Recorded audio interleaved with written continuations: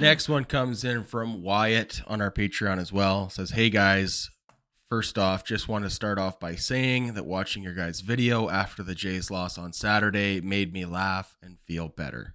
I guess knowing that I wasn't the only one who cried in the shower from that gut-wrenching loss was comforting.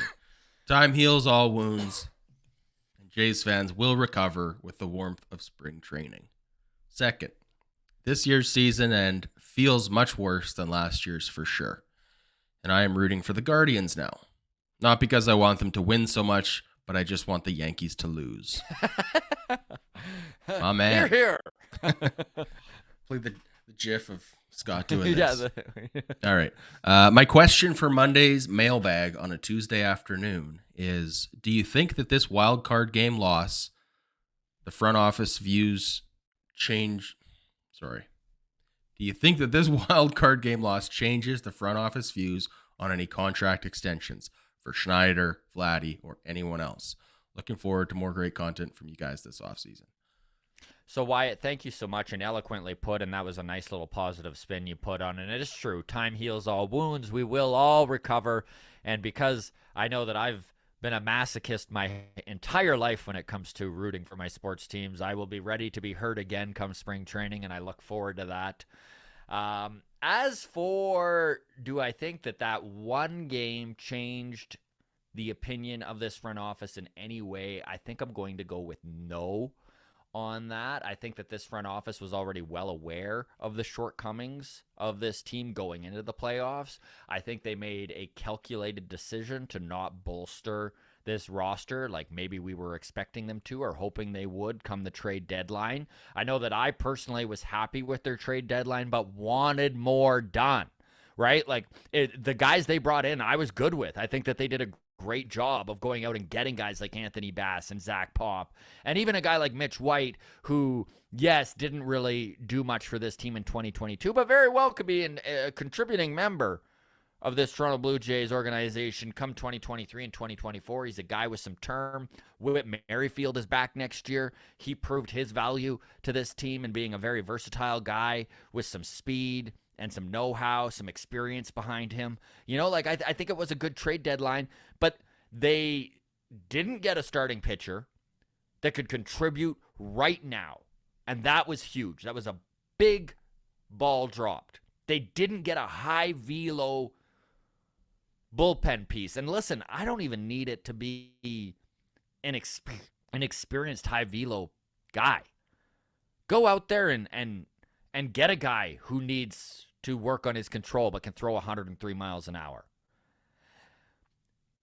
I think that this team, Ross Atkins and Mark Shapiro, and I could be completely off base here, I kind of feel like they took a look at this team and were like, 2023 is when we are really going to go all in.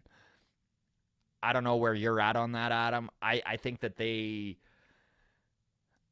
are a very calculated bunch. I don't think that one game changes the way they view this team. Yeah. I think they probably were disappointed the way all of us were. I mean, just I would hope so. What a crappy way for it to go. But yeah, I'm with you. I think they probably recognized at the trade deadline that the prices were too high. You know, they didn't have the AAA talent in the minor leagues to spend on guys the way they wanted to. And I think they did their best at the trade deadline with not to apologize for them too much, but I think they came out of the trade deadline and were like, well, it is what it is. Yeah. And yeah, we go all in next year.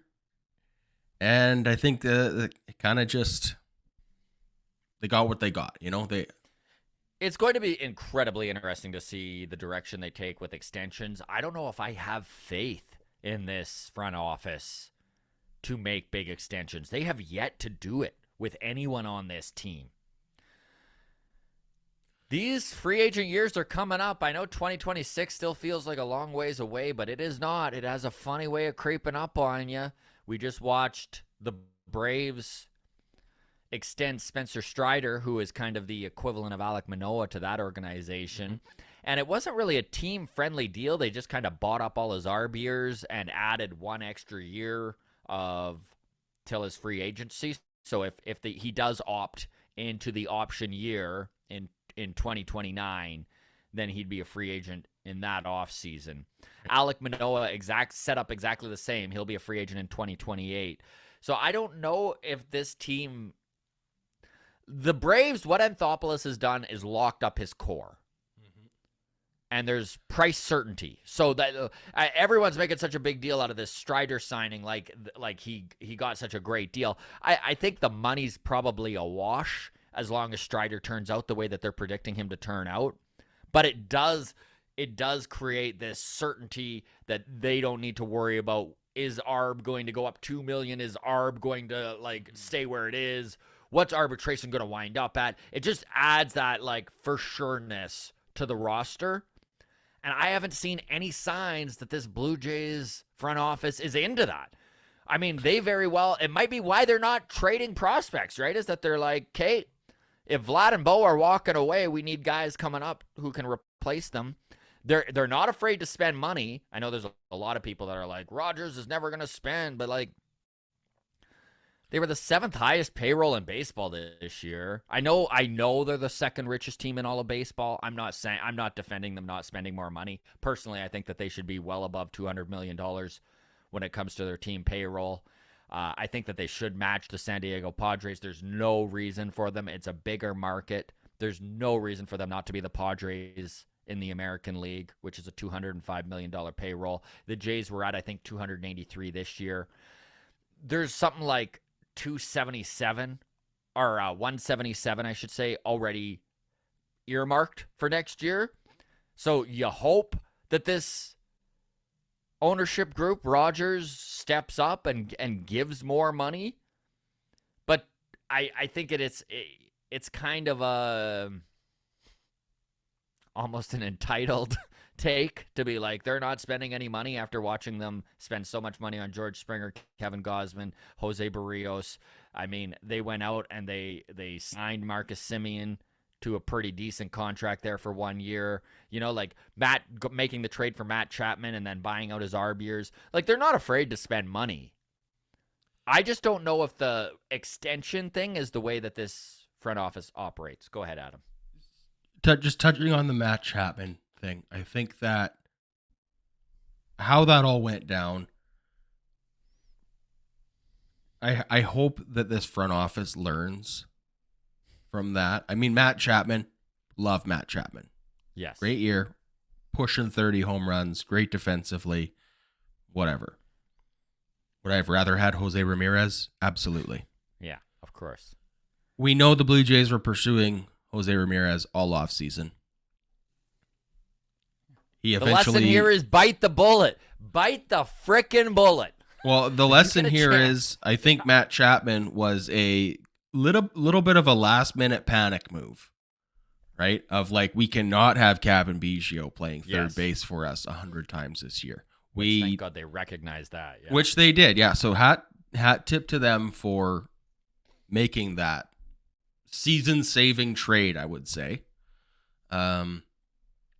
But hopefully lesson learned is they've got to be more aggressive. They can't wait until the last minute. If they have to overspend a little bit or, go a little bit further on their negotiation side of, whatever the trade deal is to I'm not saying they're going to get Shohei Ohtani. I don't think he leaves LA this year. But if that's their guy, if they have a guy in mind that they want to get, they need to go get him and get him earlier, because I think that really impacted this team. I mean, it's structure. What Preller did. It's what Preller did in San Diego.